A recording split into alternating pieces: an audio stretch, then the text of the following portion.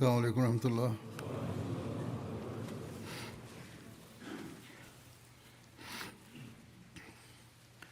أشهد أن لا إله إلا الله وحده لا شريك له وأشهد أن محمدا عبده ورسوله أما بعد فأعوذ بالله من الشيطان الرجيم بسم الله الرحمن الرحيم الحمد لله رب العالمين الرحمن الرحيم مالك يوم الدين إياك نعبد وإياك نستعين اهدنا الصراط المستقيم صراط الذين أنعمت عليهم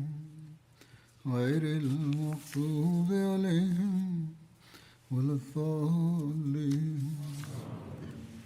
गुज़िरियल ख़ुतबे में हज़रत काब बिन मालिक ऐं किन ॿियनि असहाबनि जो ग़ज़वा तबूक में पोते रहिजी वञणु ऐं इन ते पाण सॻोरन सल्लल्लाहु अलैहि वसल्लम जी नाराज़गी जो ज़िक्र थियो हुयो. इन बारे में हज़रत मुस्लिह मऊद बि फ़रमायो आहे ऐं इन हवाले सां जमायत खे नसीहत बि कई अथनि. पाण फ़रमाइनि था त हदीसुनि में अचे थो त 3 मोमिन बि इन जंग में शामिलु न थिया हुआ. उन्हनि मां हिकिड़े जो ड्रिघो बयानु हदीसुनि में अचे थो. हू फ़रमाइनि था माना त उहे असहाबी त जॾहिं मां रसूलुल्लाह सल्लल्लाहु अलैहि वसल्लम जी वापसी खां पोइ हुज़ूर वटि पहुतुसि त मां माण्हुनि खां पुछा कई त ॿुधायो पोइते रहिजी वञण वारा ॿिया बि के आया आहिनि या न, ऐं उन्हनि कहिड़ो कहिड़ो तरीक़ो माज़रत जो अख़्तियार कयो आहे ऐं उन्हनि सां कहिड़ो वर्ताव थियो आहे. उन्हनि ॿुधायो त माण्हू ईंदे ई उज़ुर माज़रत कनि था ऐं चवनि था त या रसूलल्लाह सल्लल्लाहु अलैहि वसल्लम असांजी माफ़ी जे लाइ दुआ करे छॾियो. पाण उन्हनि जे लाइ दुआ था करे छॾनि. हू चवनि था मूं सोचियो माना त हीअ असहाबी हज़रत काब त मां बि को बहानो करे छॾियां ऐं सरज़निश खां बची वञा, पर पोइ मूंखे कुझु सोच अची वई ऐं मां असहाबनि खां पुछियो त कहिड़ा कहिड़ा माण्हू अची चुका आहिनि. उन्हनि नाला वरिता त उहे सभई मुनाफ़िक़ हुआ. सिर्फ़ु 2 मोमिननि जो नालो उन्हनि वरितो ऐं ॿुधायाऊं त उन्हनि को बहानो न कयो ऐं पर पंहिंजी ग़लती जो इक़रार कयो आहे. त ओॾी महिल मां पंहिंजी दिलि में चयो त मां मुनाफ़िक़नि सां छो शामिलु थियां. बहितर आहे त अहिड़ा बहाना पेश करण जे बदिरां जेके हक़ीक़तनि बहाना नथा चवराए सघनि साफ़ चई छॾियां त ग़लती थी वई आहे. तव्हांखे जेको वणे मूंसां मामिलो कयो. जीअं त इहा सोच अचण ते मां ॾोह जे इक़रार जो फ़ैसिलो कयो ऐं अहिड़ी तरह अलाह ताला मूंखे मुनाफ़िक़नि सां गॾु शामिलु थियण खां बचाए वरितो. जीअं त मां वियुसि ऐं पाण सॻोरन सल्लल्लाहु अलैहि वसल्लम खे साफ़ साफ़ चई छॾियुमि त मुंहिंजी सुस्ती ऐं गफ़लत हुई जो मां ग़ज़वे में शामिलु न थियुसि ऐं न को हक़ीक़ी उज़ुर हो. न ते पाण सॻोरन सल्लल्लाहु अलैहि वसल्लम फ़रमायो त जेसिताईं अलाह ताला जो हुकुम तुंहिंजे बारे में न अचे तोसां लाॻापा ख़तमु कया वेंदा. इन असहाबी जो नालो काब बिन मालिक हो. हू बयानु कनि था त असांखे इन हुकुम ते ॾाढी तकलीफ़ पहुती छो त मदीने में सभई मुस्लमान हुआ ऐं जेके मुनाफ़िक़ हुआ उन्हनि मां बि कंहिंखे ज़रूरत न हुई त हिननि सां ॻाल्हि ॿोल करे. हीअ ज़िक्र सॼी ॻाल्हि मुख़्तसिर मां बयानु कई आहे. तफ़सील गुज़िरियल ख़ुतबे में बयानु करे चुको आहियां. पाण ख़ुतबे में हीअ बयानु फ़रमायो हुआऊं ऐं पोइ इन हवाले सां जहिड़ो की मूं चयो जमायत खे नसीहत बि कई हुआऊं. पाण फ़रमाइनि था हज़रत मुस्लिम मऊद त हिते त मां ॾिठो आहे माना त कादियान में हीअ 1936 जी ॻाल्हि आहे त जिन माण्हुनि सां ॻाल्हि ॿोल खां माना त सज़ा मिलंदी आहे जिन खे उहे महलनि में अहमदनि जे घर बि हलिया वेंदा आहिनि ऐं पाड़े वारा ख़बर न आहे सुता पिया हूंदा आहिनि जो उन्हनि खे ख़बर ई न आहे पवंदी। हितां जा के अहमदी नांगनि खे पालनि था, पर हू यादि रखनि त हीअ नांग न ख़ुदा खे ॾंगे सघनि था, न उन जे रसूल खे ऐं न ख़लीफ़े खे। हीअ उन्हनि खे ई ॾंगींदा जेके इन्हनि खे पालनि था। असां त अलाह ताला जे फज़ुल सां महफ़ूज़ आहियूं, छो त जंहिंखे अलाह ताला पंहिंजी हिफ़ाज़त में वठी छॾे उनखे केरु थो ॾंगे सघे। हीअ उन्हनि खे ई ॾंगींदा जिन खे हू ॾंगे सघनि था। ऐं अफ़सोस त हू ॾिसंदे हिननि नांगनि जी हरकतुनि खां इग़मास खां कमु वठनि था, उन्हनि जी हरकतुनि ते चशमपोशी खां कमु वठनि था। उन ज़माने में के फितना थिया हुआ जंहिंजे करे हज़ूर खे ई चवणो पियो। मक़सदु मदीने में पाण अॻिते फ़रमाईनि था त मदीने में को बि मुनाफ़िक़ बि हिननि सां ॻाल्हि ॿोल न करे सघंदो हुयो। काब बिन मालिक रज़ी अल्लाह ताला अन्हु बयानु कनि था त इन हुकुम जे कुझु ॾींहंनि खां पोइ ख़बर पई त पाण सॻोरनि सां फ़रमायो आहे त ॿार बचा बि हिननि माण्हुनि खां जुदा थी वञनि। असां टिनी मां हिकिड़ा असाबी पोढ़ा हुआ, उन्हनि जी घरवारी पाण सॻोरनि सल्लल्लाहु अलैहि वसल्लम वटि वई ऐं अर्ज़ु कयईं त या रसूलल्लाह सल्लल्लाहु अलैहि वसल्लम, मुंहिंजो मुड़ुसु त पहिरियां ई मरी चुको आहे, न मानी थो खाए न सुम्हे थो, ऐं पोइ पोढ़ो हुअण जे करे हर वक़्तु मदद जो मुहताज आहे। ज़ाल मुड़ुस जे तालुकात जे क़ाबिल त हू पहिरियां ई कोन हो। जेकॾहिं तव्हां इजाज़त ॾियो त मां खाधे पीते में उनजी मदद करे छॾियां। पाण फ़रमायूं ठीकु आहे, एतिरी इजाज़त आहे। इन ते मूं सोचियो, हज़रत काब चवनि था त मूं सोचियो त मां बि छो न पंहिंजे लाइ अहिड़ी इजाज़त हासिलु करण जो इंतज़ामु कयां, पर पोइ सोचियुमि त हू पोढ़ो आहे, मां जवान आहियां, मुंहिंजे लाइ ईअं करणु मुनासिबु न आहे। इन ते मूं घरवारी खे चयो त तूं पेके हली वञ, ईअं न थिए जो मां तोखे सॾियां ऐं तूं जवाबु ॾेई। मूंखे कंहिं ॿिए जे बारे में त ख़्यालु ई न हुयो त मूंसां ॻाल्हि ॿोल करे। हा, पाण सॻोरनि सल्लल्लाहु अलैहि वसल्लम जी मोहबत ऐं शफ़क़त जे करे हीउ ख़्यालु हुयो त मुंहिंजे दर्द खे ॾिसी हुज़ूर खे ज़रूरु रहमु ईंदो। तंहिं करे मां हुज़ूर जी मजलिस में वेंदो हुउसि ऐं ज़ोर सां अस्सलामु अलैकुम चवंदो हुउसि।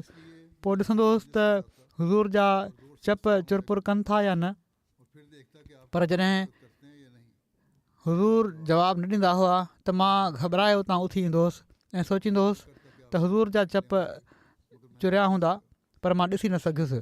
तंहिं करे उन वक़्तु मजलिस मां उथी हलियो वेंदो हुउसि ऐं वरी मोटी अचे ज़ोर सां अस्सलामु अलैकुम चई, पोइ वरी चपनि ॾांहुं ॾिसंदो हुउसि, वरी उथी ईंदो हुउसि, वरी वेंदो हुउसि, पर पाण जवाबु न ॾींदा हुआ।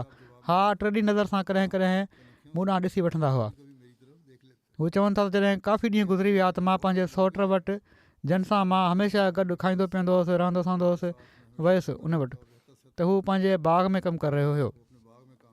मां उनखे चयो त ए भाउ, तूं मुंहिंजो राज़दार आहीं, असां ॿई हमेशह गॾु रहिया आहियूं ऐं असांजी का ॻाल्हि हिक ॿिए खां ॻुझी कान्हे। तोखे चङी तरह ख़बर आहे त मां मुख़लिस मुस्लमान आहियां ऐं निफ़ाक़ जी का रग मूं में कान्हे। मां अॼु घबराहट में तोखां पुछणु आयो आहियां त ॿुधाए छा मां मुनाफ़िक़ आहियां, पर उन को जवाबु न ॾिनो ऐं सिर्फ़ु आसमान ॾांहुं नज़र खणी ॾिठाई, जंहिंमां इन जो मतिलबु हीउ हुयो त ख़ुदा ऐं हुन जो रसूल ई बहितर ॼाणनि था। हू चवनि था त जॾहिं अहिड़े भाउ जेको मुंहिंजो राज़दार हुयो मूंखे हीउ जवाबु ॾिनो त मूं महसूसु कयो त ज़मीन मूं ते सोढ़ी थी वई आहे ऐं मां घबराए बाग़ जी भित तां टपो ॾेई ॿाहिरि अची वियुसि ऐं दीवाननि वांगुरु शहर ॾांहुं हली पियुसि। जॾहिं शहर जे भरिसां पहुतुसि त हिकिड़ो माण्हू मुंहिंजे वेझो आयो ऐं पुछा कयईं त छा तूं फलाणो शख़्स आहीं? मूं चयो हा। त उन मूंखे हिकिड़ो ख़तु ॾिनो त हीउ फलाणे बादशाह मोकिलियो आहे।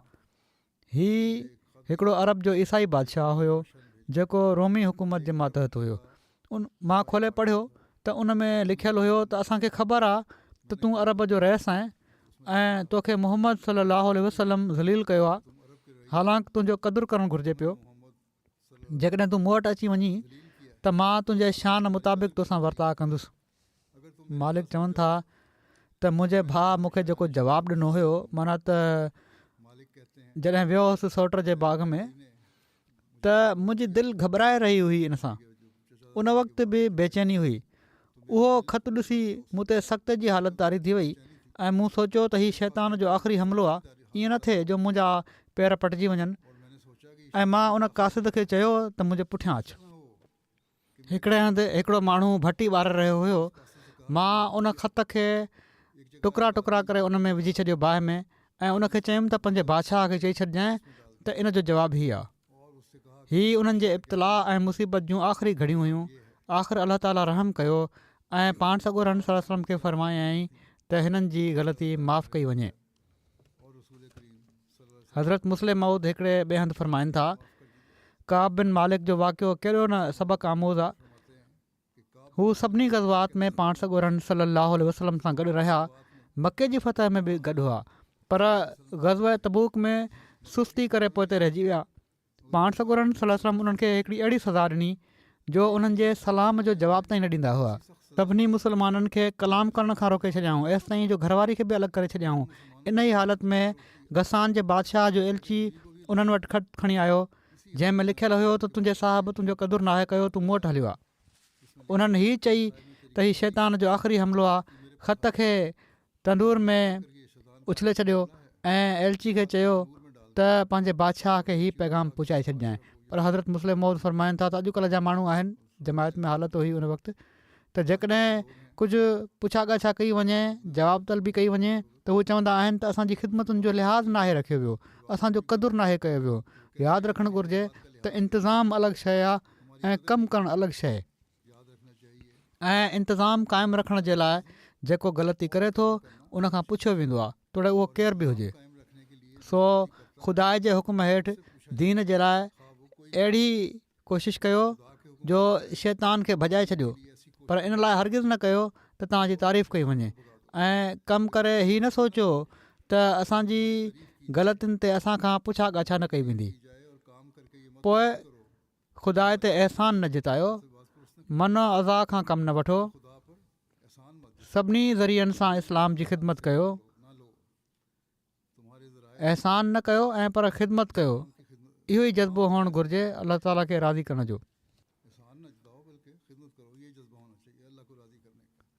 हीउ शुरू ख़िलाफ़त जे ख़ुतबनि मां हीउ हिकिड़ो इक़्तिबास हुयो।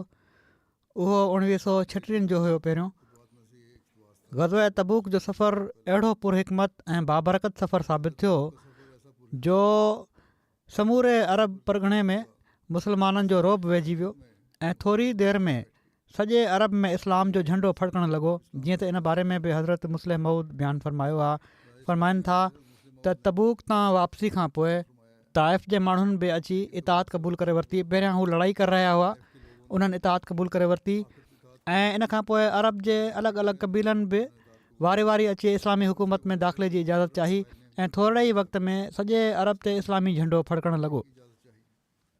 वापसी खां पोइ हिकिड़ो सरिया बि थियो हुयो जंहिंखे सरिया हज़रत ख़ालिद बिन वलीद चयो वञे थो, जेको नजरान में बनू अब्दुल मदान जेके बनू हारिस बिन काब मां हुआ उन्हनि पासे हो। अब्दुल मदान जंहिं तरफ़ क़बीले जी निस्बत कई वई आहे, बनू हारिस जो जद अमजद हो ऐं इन जो नालो अमर बिन यज़ीद हो।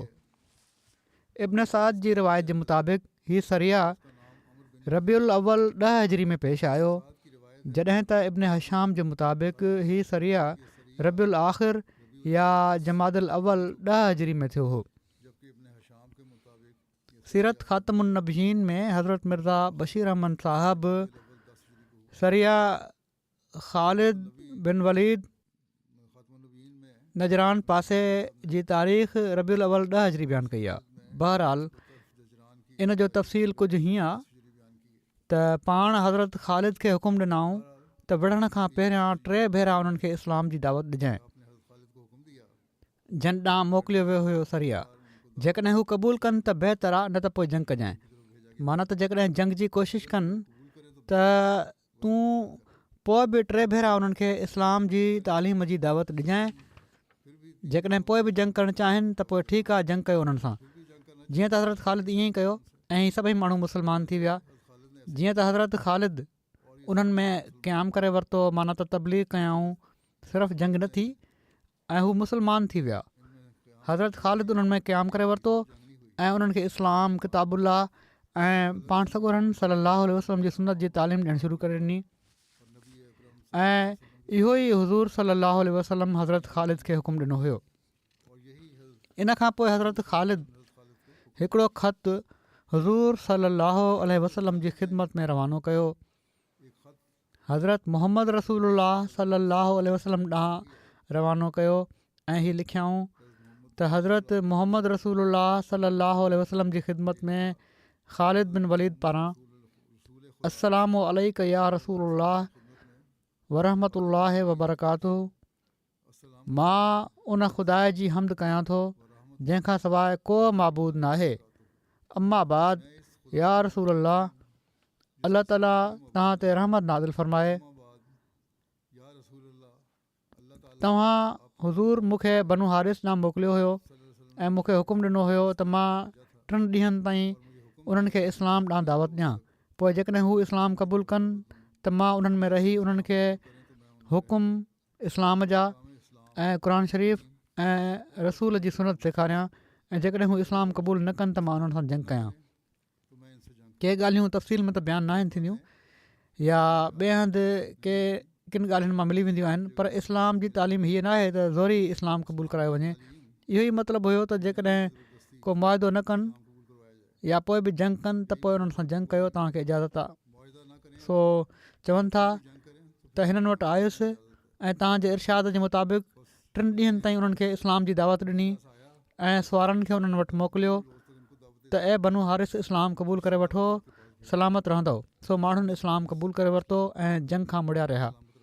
तबलीग कयमि, इस्लाम क़बूलु करे वरिताऊं।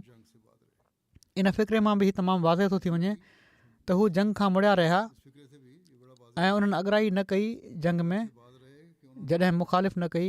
हीअ बि जंग करणु न विया हुआ, तबलीग करणु विया हुआ, उहा कयऊं। पोइ लिखनि था त हाणे मां उन्हनि में मुक़ीम आहियां ऐं दीन जा हुकुम ऐं मना कयल शयूं ऐं हुकुम उन्हनि खे ॿुधायां पियो थो। आईंदा जेको हुकुम तव्हां सल्लल्लाहु अलैहि वसल्लम तरफ़ां सादिर थींदो उन जे मुताबिक़ अमल कंदुसि। वस्सलामु अलैका या रसूलुल्लाह वरहमतुहू वबरकातुहू।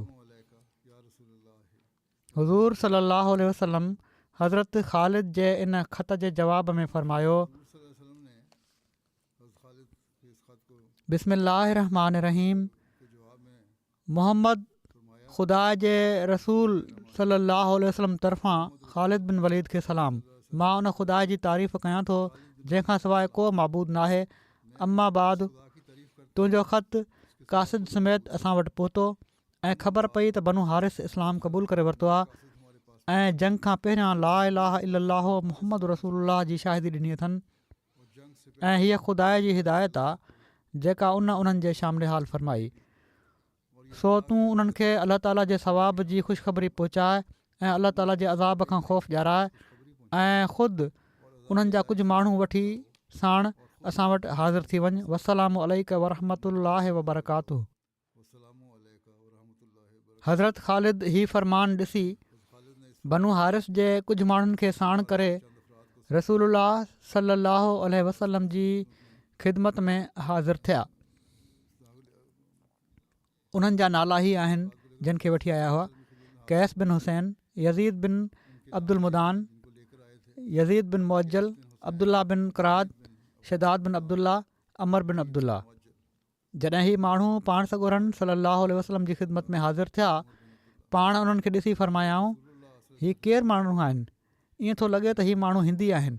अर्ज़ु कयो वियो त या रसूलुल्लाह सल्लल्लाहु अलैहि वसल्लम, ही माण्हू बनु हारिस जा आहिनि। उन्हनि माण्हुनि पाण सॻोरनि सल्लल्लाहु अलैहि वसल्लम खे सलाम कयो ऐं चयाऊं, असां शाहिदी था ॾियूं त तव्हां अलाह जा रसूल आहियो ऐं अलाह खां सवाइ को माबूद न आहे। रसूलुल्लाह सल्लल्लाहु अलैहि वसल्लम फ़रमायो त मां बि शाहिदी ॾियां थो त अलाह खां सवाइ को माबूद न आहे ऐं बेशक मां अलाह जो रसूल आहियां। पोइ रसूलुल्लाह सल्लल्लाहु अलैहि वसल्लम फ़रमायो त तव्हां माण्हू उहे ई माण्हू आहियो न जो जॾहिं बि पंहिंजे दुश्मन सां विढ़ंदा आहियो त उनखे भॼाए छॾींदा आहियो। माण्हू ख़ामोश रहिया, उन्हनि मां को बि अॻिते न वधियो, माना त कंहिं बि न ॻाल्हायो। पाण सॻोरनि सल्लल्लाहु अलैहि वसल्लम इहे लफ़्ज़ ॿियो भेरो वरजाया, पोइ बि ही माण्हू ख़ामोश रहिया, उन्हनि मां को बि अॻिते न वधियो, कंहिं जवाबु न ॾिनो। पाण सॻोरनि सल्लल्लाहु अलैहि वसल्लम टियों भेरो बि इहे लफ़्ज़ चया, उन्हनि मां को बि अॻिते न वधियो। एसि ताईं जो हज़ूर सल्लल्लाहु अलैहि वसल्लम चोथों भेरो बि इहे लफ़्ज़ चया त जॾहिं बि तव्हां दुश्मन सां विढ़ंदा आहियो त उनखे भॼाए छॾींदा आहियो। माना त हीअ तव्हां माण्हुनि जो हुयो त ॾाढा ताक़तवर सम्झंदा हुओ तव्हां पंहिंजो पाण खे। उन वक़्तु यज़ीद बिन अब्दुल मुदान अर्ज़ु कयो, या रसूलुल्लाह सल्लल्लाहु अलैहि वसल्लम, हा असीं उहे ई माण्हू आहियूं जो जॾहिं कंहिंसां विढ़ंदा आहियूं त उनखे भॼाए छॾींदा आहियूं। ऐं 4 भेरा उन बि इहो ई अर्ज़ु कयो त असां वॾा जंगजू ऐं दिलेर माण्हू हुआसीं, पर हिते हीअ ॻाल्हि थी वई आहे। रसूलुल्लाह सल्लल्लाहु अलैहि वसल्लम फरमायो, जेकॾहिं ख़ालिद मूंखे न लिखनि हा त तव्हां माण्हुनि इस्लाम क़बूल करे वरितो आहे त मां तव्हां जूं मुंडियूं तव्हांजे पेरनि हेठां उछलराए छॾियां हा। यज़ीद बिन अब्दुल मदान अर्ज़ु कयो त असां तव्हांजा या ख़ालिद जा शुक्रगुज़ार न आहियूं, नओं इस्लाम क़बूल कयो हुओ त चए थो त असां तव्हांजा शुक्रगुज़ार न आहियूं। रसूलुल्लाह सल्लल्लाहु अलैहि वसल्लम फरमायो त पोइ कंहिंजा शुक्रगुज़ार आहियो? उन्हनि अर्ज़ु कयो, या रसूलुल्लाह असां ख़ुदा जा शुक्रगुज़ार आहियूं जंहिं असांखे तव्हांजे ज़रिए हिदायत ॾिनी। तमामु भलो जवाबु ॾिनो उन बि। पाण सॻोरनि सल्लल्लाहु अलैहि वसल्लम फरमायो, तूं सच थो चईं। पोइ फरमायाऊं, हीअ ॿुधाए त तव्हां माण्हू कहिड़े सबबु जाहिलियत जे ज़माने में पंहिंजे मुखालफ़नि ते ग़ालिब थींदा हुओ? तॾहिं उन्हनि अर्ज़ु कयो त या रसूलुल्लाह सल्लल्लाहु अलैहि वसल्लम असां गॾिजी दुश्मन सां विढ़ंदा हुआसीं। हीअ सम्झंदा हुआ त असां हिकु थी विढ़ंदासीं, तंहिं करे असांखे बहरहाल फ़तह थींदी ऐं असां ते को बि फ़तह नथो हासिलु करे सघे। जॾहिं इस्लाम आयो ऐं इस्लाम सभिनी क़बीलनि खे हिकु करे छॾियो ऐं मुख़्तलिफ़ क़बीला बि हिकु जान थी विया, त हाणे उन्हनि खे सम्झाई त ही माण्हू बि गॾु आहिनि ऐं बहितरी इन ई में आहे त असां हिननि सां जंग न कयूं, ऐं पर न सिर्फ़ु जंग न कयूं ऐं पर इस्लाम बि क़बूल करे वठूं, छो त इहो ई सचो मज़हब आहे।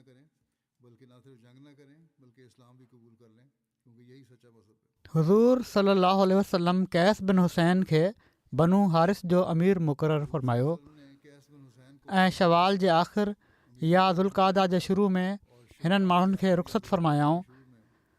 माण्हुनि जे पंहिंजी क़ौम में पहुचण जे 4 महीननि खां पोइ पाण सॻोरनि सल्लल्लाहु अलैहि वसल्लम जी वफ़ात थी वई।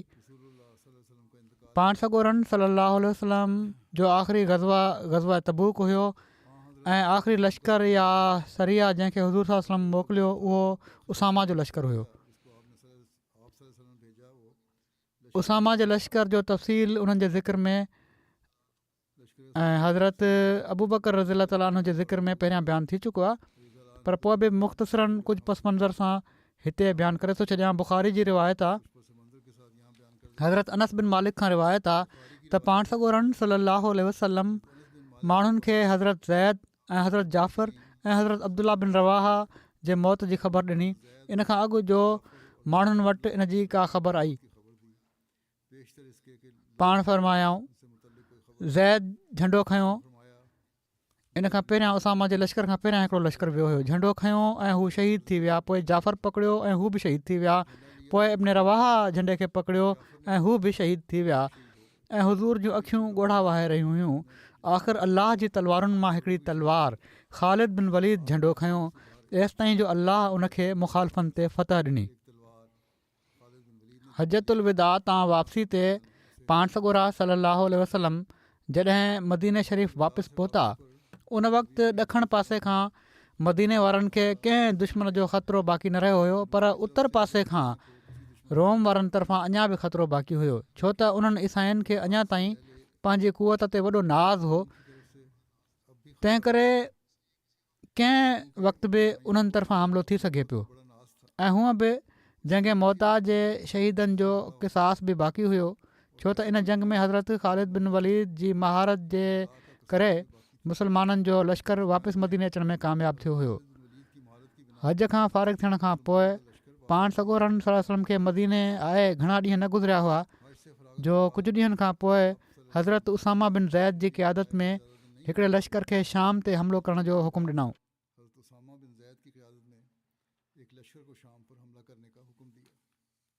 लश्कर उसामा जी तयारी रसूलुल्लाह सल्लल्लाहु अलैहि वसल्लम जी वफ़ात खां 2 ॾींहं अॻु छंछर जे ॾींहुं मुकमिल थी ऐं इन जी शुरूआति हुज़ूर जी बीमारी खां पहिरियां थी चुकी हुई। पाण सफ़र जे महीने जे आख़िर में रोमिन सां जंग जी तयारी जो हुकुम ॾिनऊं ऐं हज़रत उसामा खे घुरायऊं ऐं फरमायाऊं पंहिंजे वालिद जी शहादत गाह ॾांहुं रवानो थी वञे। हज़रत ज़ैद खे जिथे शहीद कयो वियो हुयो पहिरीं जंग में, पाण फरमायाऊं त उते वञ ऐं उन्हनि खे घोड़नि माना त दुश्मननि खे घोड़नि सां चिभाटे विझ। मां तोखे इन लश्कर जो अमीर मुक़ररु कयो आहे। हिकिड़ी ॿी रिवायत में अचे थो त पाण सॻोरनि सल्लल्लाहु अलैहि वसल्लम फरमायो, बल्का ऐं दारूम खे घोड़नि ज़रिए चिभाटे विझ। बल्का शाम मुल्क में मौजूदु हिकिड़ो इलाइक़ो आहे जेको दिमश्क ऐं वादिल क़ुरा जे विच में आहे। दारूम मिस्र वेंदे फ़लस्तीन में गज़ा खां पोइ हिकिड़ी जॻह ऐं शाम मुल्क जे लाइ रवानगी जो इरशाद कंदे फ़रमायाऊं, पोइ सुबुह थींदे ई अबना वारनि ते हमिलो कर। अबना शाम मुल्क में बलका पासे हिकिड़ी जॻह जो नालो आहे। ऐं फ़रमायाऊं त तेज़ीअ सां सफ़र कर त जीअं उन्हनि ताईं इतलाह पहुचण खां पहिरियां पहुची वञी। सो जेकॾहिं अलाह ताला तोखे कामयाबी अता करे त उते मुख़्तसिर क़याम रखजांइ ऐं पाण सां गॾु रस्तो ॾेखारण वारा वठी वञिजांइ ऐं मुख़बिरनि ऐं जासूसनि खे पंहिंजे अॻियां रवानो करे छॾ। पाण सॻोरन सल्लल्लाहु अलैहि वसल्लम हज़रत उसामा जे लाइ पंहिंजे हथ सां हिकिड़ो झंडो ॿधो। पोइ चयाऊं, अलाह जे नाले सां गॾु उन जी वाट में जहाद कर ऐं उन सां जंग कर जंहिं अलाह जो इनकार कयो, ऐं दोखो न ॾे। ॿारनि ऐं औरतुनि खे क़तलु न कजो ऐं दुश्मन सां मुक़ाबले जी ख़्वाहिश न कयो। हीउ फ़िक्रो बि दुश्मन जे ख़तरे जे मुक़ाबले ॾांहुं इशारो करे थो त जेकॾहिं दुश्मन हमिलो करे त करिणो आहे, पर तव्हां मुक़ाबले जी ख़्वाहिश न आहे करणी दुश्मन सां। सो फ़रमाइनि था त बेशक तव्हांखे मालूम न आहे त शायदि तव्हां इन जे करे आज़माया वञो, पर तव्हां हीअ चओ त ए अलाह, तूं असांखे इन्हनि जे मुक़ाबले में काफ़ी थी जीअं तूं चाहीं, ऐं उन्हनि जी जंग खे असां खां परे करे छॾ। हीअ दुआ बि सेखारियाऊं त जंग ज़रूरी न आहे, जंग टरे सघे थी त टारियो। सो जेकॾहिं तव्हांजो उन्हनि सां मुक़ाबिलो थी वञे, पर पोइ बि जेकॾहिं जंग थी वञे ऐं हू गॾिजी लुड़कनि त तव्हांजे मथां वक़ार ऐं ख़ामोशी लाज़मी आहे। पोइ ख़ामोशी सां ऐं वक़ार सां जंग कयो ऐं तव्हां पाण में न विढ़ो, न त तव्हां बुज़दिल थी वेंदव ऐं तव्हांजो रोब ऐं दबदबो ख़तमु थी वेंदो। एको पैदा कयो पंहिंजे अंदरि ऐं तव्हां चओ, ए अलाह, असां तुंहिंजा बाना आहियूं ऐं हू बि तुंहिंजा बाना आहिनि। असांजूं पेशानियूं ऐं हिननि जूं पेशानियूं तुंहिंजे कब्ज़े कुदरत में आहिनि ऐं तूं ई उन्हनि सां काफ़ी थी सघीं थो। ऐं तव्हां ॼाणे वठो त जन्नत तलवारुनि जे पाछे हेठां। हज़रत उसामा पाण सॻोरन सल्लल्लाहु अलैहि वसल्लम जे हथ सां ॿधल झंडो खणी निकिता ऐं उनखे हज़रत बुरैदा बिन हुसैब जे हवाले कयाऊं ऐं जुर्फ़ जॻह ते लश्कर खे गॾु कयाऊं। जुर्फ़ मदीने खां 3 मील उत्तर पासे हिकिड़ी जॻह आहे। मुहाजिरनि ऐं अंसार जे मुअज़्ज़िज़नि मां हर माण्हू खे इन जंग लाइ सॾियो वियो। उन्हनि में हज़रत अबू बकर, हज़रत उमर, हज़रत अबू उबैदा बिन जराह, हज़रत साद बिन अबी वक़ास, हज़रत सईद बिन ज़ैद, हज़रत क़तादा बिन नौमान ऐं हज़रत सलमा बिन असलम शामिल हुआ। सभिनी खे हज़रत उसामा जे मातहत कयाऊं। कुझु माण्हुनि ॻाल्हियूं शुरू करे ॾिनियूं ऐं चयाऊं त हीउ छोकिरो अवलीन मुहाजिरीन ते अमीर बणाए पियो थो वञे। हिननि में त वॾा वॾा असहाब आहिनि, उन्हनि ते छोकिरे खे अमीर बणाए छॾियो अथनि। इन ॻाल्हि ते पाण सॻोरा सल्लल्लाहु अलैहि वसल्लम ॾाढो नाराज़ थिया। हज़ूर ताईं ॻाल्हि पहुती। हज़ूर खे मथे ते रुमाल ॿधलु हुयो ऐं हज़ूर खे हिकिड़ी लोई वेढ़ियल हुई। पाण मेंबर ते चढ़िया, अलाह जी हमदो सना बयानु कयाऊं। पोइ फ़रमायाऊं, ए इंसानो, तव्हां मां किन जी ॻाल्हि ॿोल उसामा खे अमीर बणाइण जे बारे में मूं ताईं पहुती आहे। जेकॾहिं मुंहिंजे उसामा खे अमीर बणाइण ते तव्हां एतिराज़ु कयो आहे त इन खां पहिरियां उनजे पीउ खे मुंहिंजे अमीर मुक़ररु करण ते बि तव्हां एतिराज़ु करे चुका आहियो। ख़ुदा जो कसम, हू बि इमारत जे लाइक़ु हुयो ऐं उनखां पोइ उनजो पुटु बि इमारत जे लाइक़ु आहे। हू उन्हनि माण्हुनि मां हो जेके मूंखे सभिनी खां वधीक महबूब हुआ ऐं यकीनन ही ॿई अहिड़ा आहिनि जो इन्हनि जे बारे में हर क़िस्म जी नेकी ऐं भलाई जो ख़्यालु करे सघिजे थो। सो हिन माना त उसामा जे लाइ ख़ैर जी नसीहत पकड़ियो, छो त ही तव्हां मां बहितरीन माण्हुनि मां आहे। उहे मुस्लमान जेके हज़रत उसामा सां गॾु रवाना थी रहिया हुआ, उहे रसूलुल्लाह सल्लल्लाहु अलैहि वसल्लम खे अलविदा करे जुर्फ़ जॻह ते लश्कर में शामिलु थियण जे लाइ हलिया पिया वञनि। रसूलुल्लाह सल्लल्लाहु अलैहि वसल्लम जी बीमारी वधी वई, पर पाण ताक़ीद फ़रमाईंदा रहिया त उसामा जे लश्कर खे मोकिलियो, हीउ बहरहाल वेंदो। आचर जे ॾींहुं पाण सॻोरन सल्लल्लाहु अलैहि वसल्लम जो सूर अञा वधी वियो। हज़रत उसामा लश्कर मां वापसि आया त पाण बेहोशी जी हालत में हुआ। जॾहिं सूर घणो वधी वियो त उन्हनि खे इतलाउ थियो, पाण वापसि आया। उन ॾींहुं माण्हुनि हज़ूर खे दवा पीआरी हुई, माना त पाण सॻोरन सल्लल्लाहु अलैहि वसल्लम खे दवा पीआरी हुई। हज़रत उसामा मुंडी हेठि करे रसूलुल्लाह सल्लल्लाहु अलैहि वसल्लम खे चुमियो। पाण ॻाल्हाए न पिया सघनि, पर पाण पंहिंजा ॿई हथ आसमान ॾांहुं खणनि पिया ऐं हज़रत उसामा जे मथे ते रखे पिया छॾनि। हज़रत उसामा चवनि था त मां सम्झी वरितो त पाण मुंहिंजे लाइ दुआ कनि पिया था। हज़रत उसामा लश्कर ॾांहुं वापसि अची विया। हज़रत उसामा सूमर ते ॿीहर पाण सॻोरन सल्लल्लाहु अलैहि वसल्लम वटि आया। हुज़ूर जी कुझु तबियत बहितर हुई। पाण उसामा खे फ़रमायाऊं त अलाह जी बरकत सां रवानो थी वञु। हज़रत उसामा पाण सॻोरन सल्लल्लाहु अलैहि वसल्लम खां रुख़्सत थी पंहिंजे लश्कर ॾांहुं रवाना थिया ऐं माण्हुनि खे हलण जो हुकुम ॾिनऊं। पाण अञा हलण जो इरादो कयो ई हुआऊं जो उन्हनि जी वालदा हज़रत उसामा जी वालदा हज़रत उम्मे अहमद तरफ़ां हिकिड़ो शख़्स पैगाम खणी आयो त पाण सॻोरन सल्लल्लाहु अलैहि वसल्लम जो आख़िरी वक़्तु नज़र थो अचे। इन ते हज़रत उसामा पाण सॻोरन सल्लल्लाहु अलैहि वसल्लम वटि हाज़िर थिया ऐं हज़रत उमर ऐं हज़रत अबू उबैदा बि उन्हनि सां गॾु हुआ ऐं हुज़ूर ते सकरात जी हालत हुई।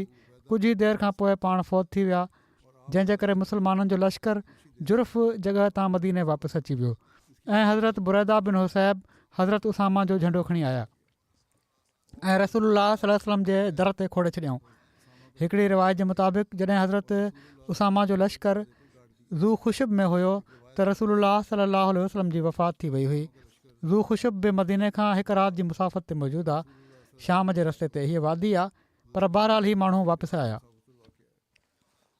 जॾहिं हज़रत अबू बकर जी बैत कई वई पाण सॻोरन सल्लल्लाहु अलैहि वसल्लम जी वफ़ात खां पोइ त हज़रत अबू बकर हज़रत बुरैदा बिन हुसैब खे हुकुम ॾिनो त झंडो खणी उसामा जे घर वञ त हू पंहिंजे मक़सद जे लाइ रवाना थियनि।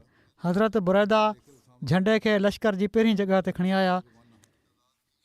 इन लश्कर जो अंगु 3000 बयानु कयो थो वञे, जंहिं मां 1000 घुड़सवार हुआ ऐं हिकिड़ी ॿी रिवायत जे मुताबिक़ हज़रत उसामा बिन ज़ैद खे 700 माण्हुनि सां गॾु शाम ॾांहुं मोकिलियो वियो हुयो।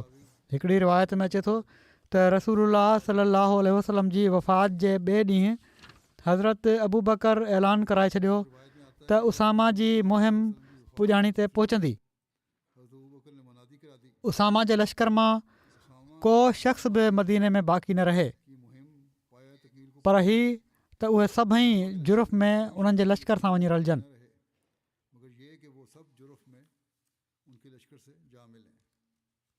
हज़रत मुस्लिह मौद बयानु कनि था त जॾहिं पाण सॻोरा सल्लल्लाहु अलैहि वसल्लम फ़ौत थी विया त सॼो अरब मुर्तद थी वियो ऐं हज़रत उमर ऐं हज़रत अली जहिड़ा दिलेर इंसान बि इन फितने खे ॾिसी घबराए विया। पाण सॻोरन सल्लल्लाहु अलैहि वसल्लम पंहिंजी वफ़ात जे वेझो हिकिड़ो लश्कर रूमी इलाइक़े में हमिलो करण जे लाइ तयारु कयो हुयो ऐं हज़रत उसामा खे उनजो ऑफिसर मुक़ररु कयो हुओ। हीउ लश्कर अञा रवानो न थियो हुयो जो पाण सॻोरा सल्लल्लाहु अलैहि वसल्लम फ़ौत थी विया ऐं हुज़ूर जी वफ़ात ते जॾहिं अरब मुर्तद थी वियो त असहाबनि सोचियो त जेकॾहिं अहिड़ी बग़ावत महल उसामा जो लश्कर हाणे ई रूमी इलाइक़े ते हमिलो करण जे लाइ मोकिलियो वियो त पोइ त सिर्फ़ु पोढ़ा मर्द ऐं ॿार ऐं औरतूं वञी बचंदियूं मदीने में ऐं मदीने जी हिफ़ाज़त जो को सामान न रहंदो। जीअं त उन्हनि तजवीज़ कई त अकाबिर असहाबनि जो हिकिड़ो वफ़द हज़रत अबू बकर रज़ियल्लाहु ताला उन जी ख़िदमत में वञे ऐं उन्हनि खे दरख़्वास्त करे त हू इन लश्कर खे बग़ावत जे ख़तमु थियण ताईं रोके वठनि। जीअं त हज़रत उमर ऐं ॿिया वॾा वॾा असहाब संदन ख़िदमत में हाज़िर थिया ऐं उन्हनि हीअ दरख़्वास्त पेश कई त बग़ावत ख़तमु थियण ताईं इन खे रोकियो वञे। हज़रत अबू बकर जॾहिं हीअ ॻाल्हि ॿुधी त उन्हनि तमामु कावड़ में इन वफ़द खे ई जवाबु ॾिनो त छा तव्हां हीअ था चाहियो त पाण सॻोरन सल्लल्लाहु अलैहि वसल्लम जी वफ़ात खां पोइ अबू कुहाफ़ा जो पुटु माना त हज़रत अबू बकर सभिनी खां पहिरियां कमु हीउ करे त जंहिं लश्कर खे पाण सॻोरन सल्लल्लाहु अलैहि वसल्लम रवानो करण जो हुकुम ॾिनो हुयो उनखे रोके वठे। पोइ पाण फ़रमायाऊं ख़ुदा जो कसम जेकॾहिं दुश्मन जूं फ़ौजूं मदीने में घिड़ी अचनि ऐं कुता मुस्लमान औरतुनि जा लाश गिलंदा वतनि तॾहिं बि मां उन लश्कर खे न रोकींदुसि जंहिंखे रवानो करण जो पाण सॻोरन सल्लल्लाहु अलैहि वसल्लम फ़ैसिलो फ़रमायो हुयो। हीअ जुरत ऐं दिलेरी हज़रत अबू बकर में इन ई जे करे पैदा थी जो ख़ुदा ई फ़रमायो त मुहम्मद रसूलुल्लाह वल्लज़ीन माहू अशिद्दाउ अलल कुफ़ार। जहिड़ी तरह बिजली सां गॾु मामूली तार बि रलिजी वञे त उन में अज़ीम शान ताक़त पैदा थी वेंदी आहे, अहिड़ी तरह मोहम्मद रसूलुल्लाह सल्लल्लाहु अलैहि वसल्लम जे तालुक़ जे नतीजे में संदन मञण वारा बि अशिद्दाउ अलल कुफ़ार जा मिसदाक़ बणिजी विया। हज़रत मसीह मऊद अलैहिस्सलातु वस्सलाम जैश उसामा जी रवानगी बाबति पंहिंजी तसनीफ़ लतीफ़ सिरुल ख़िलाफ़ा में बयानु फ़रमाइनि था त इब्न असीर पंहिंजी तारीख़ में लिखियो आहे त जॾहिं पाण सॻोरनि सलाहु वसलम जी वफ़ात थी ऐं संदन वफ़ात जी ख़बर मके ऐं उतां जे गवर्नर अताब बिन असीद ताईं पहुती त अताब लिकी वियो ऐं मको ॾकी वियो ऐं परे न हो त उन 4 रहाकू मुर्तद थी वञनि हा ऐं वधीक लिखियलु आहे त अरब मुर्तद थी विया।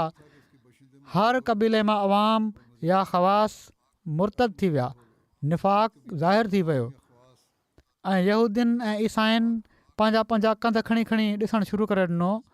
माना त हीअ ॾिसी रहिया हुआ हाणे मुस्लमान कमज़ोर थी विया आहिनि, मुस्लमान त असां हमिलो करे सघूं था। ऐं मुस्लमाननि खे पंहिंजे नबी जी वफ़ात जे करे पिणु पंहिंजी थोराई ऐं दुश्मननि जी घणाई जे करे अहिड़ी हालति थी वई जीअं मींहोगी वारी राति में रिढुनि बकरियुनि जी हूंदी आहे। माना त भिनल हूंदियूं आहिनि ऐं चुरण पुरण जे क़ाबिल न आहिनि हूंदियूं। इन ते माण्हुनि अबू बकर खे चयो त हीअ माण्हू सिर्फ़ु उसामा जे लश्कर खे ई मुस्लमाननि जो लश्कर सम्झनि था ऐं जहिड़ो की तव्हां ॾिसी रहिया आहियो अरबनि तव्हां सां बग़ावत करे छॾी आहे, सो मुनासिबु न आहे त तव्हां मुस्लमाननि जी इन जमायत खे पाण खां अलॻि कयो। इन ते हज़रत अबू बकर फरमायो, उन ज़ात जो कसम जंहिंजे कुदरत जे कब्ज़े में मुंहिंजो साह आहे, जेकॾहिं मूंखे इन ॻाल्हि जो यकीन बि थी वञे त दरिंदा मूंखे झपे वेंदा तॾहिं बि मां रसूलुल्लाह सल्लल्लाहु अलैहि वसल्लम जे हुकुम जे मुताबिक़ उसामा जे लश्कर खे ज़रूरु मोकिलींदुसि। ऐं जेको फ़ैसिलो रसूलुल्लाह सल्लल्लाहु अलैहि वसल्लम फरमायो आहे मां उनखे मनसूख़ नथो करे सघां। मक़सदु पाण सॻोरनि सल्लल्लाहु अलैहि वसल्लम जे हुकुम खे कमा हक़ हू क़ाइमु रखियाऊं ऐं नाफ़िज़ फरमायाऊं। ऐं जेके असहाब हज़रत उसामा जे लश्कर में शामिलु हुआ उन्हनि खे वापसि लश्कर में शामिलु थियण जो इरशाद फरमायाऊं। पाण फरमायाऊं त हर उहो शख़्स जेको पहिरियां उसामा जे लश्कर में शामिलु हुयो ऐं उनखे रसूलुल्लाह सल्लल्लाहु अलैहि वसल्लम उन में शामिलु थियण जो इरशाद फरमायो हुयो, हू हरगिज़ पोइते न रहे ऐं न ई मां उनखे पोइते रहण जी इजाज़त ॾींदुसि। तोड़े उनखे पंधु बि वञिणो पवे हू ज़रूरु साण वेंदो त को हिकु बि इन खां पोइते न रहियो, माना त सभई हली पिया। बहरहाल हज़रत अबू बकर जे इन लश्कर खे रवानो करण जे बारे में लिखियलु आहे त जॾहिं हज़रत अबू बकर जे हुकुम जे मुताबिक़ जैश उसामा जुर्फ़ जॻह ते गॾु थी वियो त हज़रत अबू बकर उते पाण आया ऐं पाण उते वञी लश्कर जो जाइज़ो वरिताऊं ऐं उनखे तरतीब ॾिनाऊं। इन बारे में हीअ बि ज़िक्र मिले थो त हज़रत अबू बकर हज़रत उसामा खे चयो त जेकॾहिं तव्हां मुनासिबु सम्झो त हज़रत उमर खे मुंहिंजे कमनि में मुआवनत जे लाइ छॾे ॾियो, छो त उन में हज़रत उमर बि शामिलु हुआ लश्कर में, त हज़रत उसामा उन जी इजाज़त ॾेई छॾी। इन वाक़े खां पोइ हज़रत उमर जॾहिं बि हज़रत उसामा सां मिलंदा हुआ एसि ताईं जो ख़लीफ़ा चूंडजण खां पोइ बि त खेनि मुखातिबु थी करे चवंदा हुआ अस्सलामु अलैका अय्युहल अमीर, त ए अमीर अस्सलामु अलैकुम। ऐं इन जे जवाब में उसामा बि चवंदा हुआ ग़फ़र अल्लाहु लकुम। हज़रत अबू बकर हज़रत उसामा खे पंहिंजी हिदायत सां गॾु हीअ बि फरमायो त रसूलुल्लाह सल्लल्लाहु अलैहि वसल्लम जेको तोखे करण जो हुकुम ॾिनो आहे उहो सभु कुझु कजांइ। रसूलुल्लाह सल्लल्लाहु अलैहि वसल्लम जे हुकुम जी बजावरी में कंहिं क़िस्म जी कोताही न कजांइ। जंग जो तफ़सील त पहिरियां बयानु थी चुको आहे, उनखे मां छॾियां थो। हीउ लश्कर जहिड़ो की पाण सॻोरनि सल्लल्लाहु अलैहि वसल्लम फरमायो हुयो कामयाब थी वापसि आयो, दुश्मन या त क़तलु थियो या क़ैदी बणिजी वियो।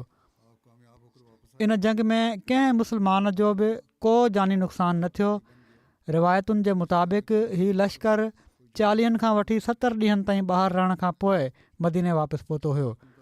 पाण सॻोरनि सल्लल्लाहु अलैहि वसल्लम सां हज़रत अबू बकर जी मोहबत हुई जो उसामा जे जंहिं झंडे खे पाण सॻोरनि सल्लल्लाहु अलैहि वसल्लम ख़ुदि पंहिंजे हथ सां ॻंढि ॾिनी हुई। ऐं हज़रत अबू बकर फरमायो हुयो त हीअ कीअं थो थी सघे त इब्न अबू कुहाफ़ा उन झंडे जी ॻंढि खोले जेका पाण सॻोरनि सल्लल्लाहु अलैहि वसल्लम ख़ुदि पंहिंजे हथ सां ई आहे। जीअं त उसामा जे लश्कर जी वापसी ते इन झंडे जी ॻंढि न खोली वई ऐं उहो झंडो बाद में बि हज़रत उसामा जे घर में ई रहियो एसि ताईं जो हज़रत उसामा जी वफ़ात थी वई। अल्लाहुम्म सल्लि अला मुहम्मद व आल मुहम्मद। हीउ ख़तमु थियो हीउ ग़ज़वात जो। आईंदा सीरत जा कुझु ॿिया पहलू ॾिसणा पवंदा, इनशा अल्लाह ॾिसंदुसि। हिन वक़्तु मां ॿिनि मरहूमनि जो ज़िक्र बि करणु चाहियां थो ऐं जनाज़ो पढ़ाईंदुसि बाद में इनशा अल्लाह। मुकरम अज़ीज़ुर रहमान ख़ालिद साहब मुरबी सिलसिला ही कुझु ॾींहं पहिरियां 79 सालनि जी उमिरि में अमरीका में फ़ौत थी विया। इन्ना लिल्लाहि व इन्ना इलैहि राजिऊन। मरहूम जा नाना हज़रत मियाँ रंग अली साहब रज़ी अल्लाह ताला अन्हु हज़रत मसीह मऊद अलैहिस्सलातु वस्सलाम जा असाबी हुआ। अज़ीज़ुर रहमान ख़ालिद साहब जे जामिया में दाख़िल थियण जो वाक़ियो बि कुझु हीअं आहे। चवनि था जॾहिं मां 7वीं क्लास में हुउसि त हिकिड़े ॾींहुं तालीमुल इस्लाम हाई स्कूल में असेंबली में हज़रत मौलाना काज़ी मोहम्मद नज़ीर साहब आया ऐं वक़फ़े ज़िंदगी जी ज़रूरत ऐं अहमियत ते लेक्चर ॾिनऊं। इन ते केतिरनि ई शागिर्दनि ते इन लेक्चर जो ॾाढो असरु थियो। जॾहिं लेक्चर ख़तमु थियो त मरहूम खे ज़िंदगी वक़फ़ करण जो जज़्बो उभरियो ऐं हू सिधा जामिया में विया। उते मुख़्तसिर इंटरव्यू खां पोइ 1960 में जामिया में हिननि खे दाख़िला मिली वई ऐं 1969 में जामिया मां शाहिद जी डिग्री हिननि हासिलु कई। जामिया पास करण खां पोइ इन दौरान जामिया में 9 सालनि जो टाइम इन लाइ बि लॻो जो हिननि जो एक्सीडेंट थी वियो हुयो ट्रेन जो, जंहिंजे करे हिननि खे ॾाढा धक लॻा हुआ। 2 साल ज़ाया थी विया, पर बहरहाल उन्हनि हिमत न हारी ऐं ज़िंदगी बि बची वई। ऐं हीअ चवंदा हुआ त ख़लीफ़तुल मसीह सालिस रहमतुल्लाह जी दुआउनि सां मुंहिंजी ज़िंदगी बची आहे। इन खां पोइ मुबलिग बणजण खां पोइ हीअ सेराल्यून, नाइजीरिया, घाना, तंज़ानिया, ज़ंजिबार, ॿाहिरिनि मुल्कनि में रहिया। पाकिस्तान में मुख़्तलिफ़ जॻहुनि ते मुरबी तौरु ख़िदमतूं अंजाम ॾींदा रहिया। इन खां पोइ वापसि अचण खां पोइ हीअ तहरीक जदीद में वकालत इशात रबुआ में ख़िदमत जी तौफ़ीक़ हासिलु कंदा रहिया।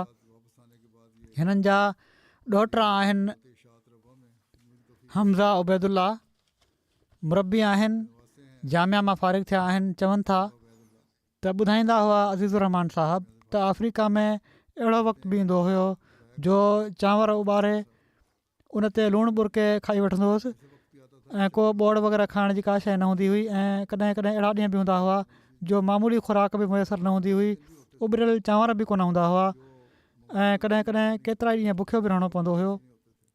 त हीअ शुरूआती मुरबियनि ऐं मुबलिगनि जा कम हुआ जेके अॼुकल्ह जा मुरबी ऐं मुबलिग जेके आहिनि उन्हनि खे पंहिंजे साम्हूं रखणु घुरिजे। अनीसुर रहमान अनस हिननि जा पुट आहिनि। चवनि था त कॾहिं बि खाधे खे ज़ाया थियणु न ॾींदा हुआ। जलसे जे मौक़े ते बि केतिरा ई भेरा ईअं थियो जो खाधो प्लेट में विझाइण जे बदिरां मेज़ुनि ते मानी जा बचियल टुकरा ई हूंदा हुआ, उहे ई खाई वठंदा हुआ। चवंदा हुआ त हज़रत मसीह मऊद अलैहिस्सलाम जेकॾहिं हीअ मानी जा टुकर खाई सघनि था त असां छो नथा खाई सघूं। जवानी खां ई तहजद गुज़ार हुआ, ख़ुशि अख़लाक, सभिनी सां सुठी तरह मिलण वारा, हमदर्द, नेक, मेहनती, बावफ़ा इंसान हुआ। ख़िलाफ़त सां गहिरो अक़ीदत जो तालुक़ु हुयो। मरहूम मूसी बि हुआ। मूं सां गॾु घाना में बि जॾहिं मां रहिया आहिनि। ही वॾी वफ़ा सां, वॾी महिनत सां, वॾी सादगी सां हिननि कमु कयो, मुख़लिस थी करे कमु कयो अथनि। हिननि जा 2 पुट ऐं 3 धीअरूं आहिनि। वॾे अंग में पोटा पोटियूं, ॾोहिटा ॾोहिटियूं आहिनि। अलाह ताला मरहूम सां मग़फ़िरत ऐं रहम जो वर्ताव फ़रमाए, दर्जा बुलंद करे। ॿियो ज़िक्र आहे मुकरम एदी हमायदी साहब, इंडोनेशिया जा आहिनि। ही 22 नवंबर ते उमिरि जी सआदत खां पोइ ओचितो बीमार थी विया ऐं पोइ इन ई बीमारी जे करे 77 सालनि जी उमिरि में मदीने शरीफ़ में फ़ौत थी विया। इन्ना लिल्लाहि व इन्ना इलैहि राजिऊन। हिननि जे ख़ानदान में अहमदियत 1930 जी ॾहाई में आई जॾहिं हिननि जे मामे मोहम्मद रऊफ़ साहब हज़रत मौलाना रहमत अली साहब रज़ी अल्लाह ताला अन्हु जे ज़रिए बैत कई। इन खां पोइ हिननि जे नाने ऐं वालदा बि बैत करे वरिती। हिननि जा ॼाटा बसूकी अहमद साहब मुरबी सिलसिला आहिनि। चवनि था ॾींहुं राति हिननि खे तबलीग जो शौक़ु हुयो ऐं इहा ई ख़्वाहिश रखंदा हुआ त तबलीग जी वाट में सिर ॾियां। ऐं चवनि था जॾहिं बि असांजी मुलाक़ात थींदी हुई त हमेशह तबलीग ई हिननि जो मौज़ू हूंदो हुयो ऐं तबलीग जो अंदाज़ बि केतिरनि ई मुबलिगनि जे लाइ तहरीक जो सबबु थींदो हुयो। हिननि जूं धीअरूं बि लिखनि थियूं त अज़ान खां पहिरियां मस्जिद हलिया वेंदा हुआ ऐं अलाह ताला जे ज़िक्र में वेठा वक़्तु गुज़ारींदा हुआ। रोज़ क़ुर शरीफ़ जी तिलावत कंदा हुआ, तर्जुमो ऐं तफ़सीर पढ़ंदा हुआ, तबलीग जे लाइ ज़रूरी आयतुनि ते निशान लॻाईंदा हुआ। कॾहिं बि तहजुद जी नमाज़ न छॾियाऊं। 76 सालनि जी उमिरि में बि तबलीग जे लाइ मोटर साइकिल ते सफ़र कंदा हुआ ऐं ॿारनि खे चवंदा हुआ त माल जी क़ुर्बानी में घटिताई न कयो, हीउ अलाह जो हक़ु आहे, वधि में वधि घणी खां घणी क़ुर्बानी कयो, ख़बरदार जमायत जे माल मां हिकु पैसो बि इस्तेमालु न कयो, इन जो हिसाबु ॾियणो पवंदो। उमिरि जे दौरान हिननि जा जेके लीडर हुआ उन्हनि लिखियो आहे, ग्रुप लीडर, त उमिरि जे दौरान सॼो वक़्तु इहो ई चवनि पिया त हितां वापसि वञी मां तबलीग कंदुसि ऐं माण्हुनि खे ॿुधाईंदुसि त जमायत अहमदिया जा माण्हू मके में हज जी इबादत कनि था।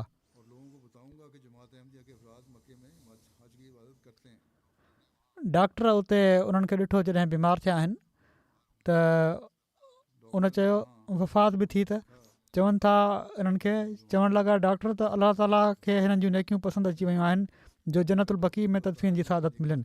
उते वफ़ात थी त उते उन्हनि जी तदफ़ीन बि उते ई थी, जन्नतुल बक़ी में। हाणे ही असांजे पाकिस्तान में मुस्लमान अहमदनि खे पंहिंजे क़ब्रिस्तान में बि दफ़न थियणु न आहिनि ॾींदा, ऐं जॾहिं वेझो कंहिं ॿिए मुस्लमान जी क़बर हुजे त चवंदा आहिनि त हिन जे वेझो न आहे अचिणो। त हिननि खे अलाह ताला मौक़ो ॾिनो जो जन्नतुल बक़ी में दफ़न थिया, हाणे वञी उतां बि हिननि जी क़बर खे पटराइनि, पर एतिरी ताक़त किथे आहे हिननि में। ख़ुदि पंहिंजे ख़ात्मे ते पहुचण वारा आहिनि हाणे इनशा अल्लाह ही मुला। सेक्रेटरी तबलीग इंडोनेशिया गनावन वर्दी साहब चवनि था त हिकिड़ा कामयाब ऐं तमामु पुरजोश दाई हुआ जन हक़ीक़तनि इन नारे खे पंहिंजी ज़िंदगी जो हिसो बणायो त को ॾींहुं तबलीग खां बग़ैर न गुज़रे। हिकिड़ी पुराणी मोटर साइकिल हुअनि उन्हनि वटि, उन ई ते वेही परे परे ॻोठनि में सफ़र कंदा हुआ ऐं जेके जमायतुनि जे लाइ अहिड़ा इलाइक़ा जिथे मुखालफ़त हुई उते बि वेंदा हुआ ऐं 100 माण्हुनि जूं तबलीग जे नतीजे में उन्हनि बैतूं बि करायूं। ख़िलाफ़त सां चवनि था तमामु घणो तालुक़ु हुन, मोहबत हुई, प्यारु हुयो, अलाह ताला जे फज़ुल सां मूसी हुआ। पोइ ते रहिजी वियल घर भातियुनि में 4 धीअरूं ऐं 10 ॾोहिटा शामिलु आहिनि। जहिड़ो का ॿुधायमि हिननि जा हिकिड़ा ॼाटा बि मुरबी आहिनि। अलाह ताला मग़फ़िरत रहम जो वर्ताव फ़रमाए, दर्जा बुलंद करे।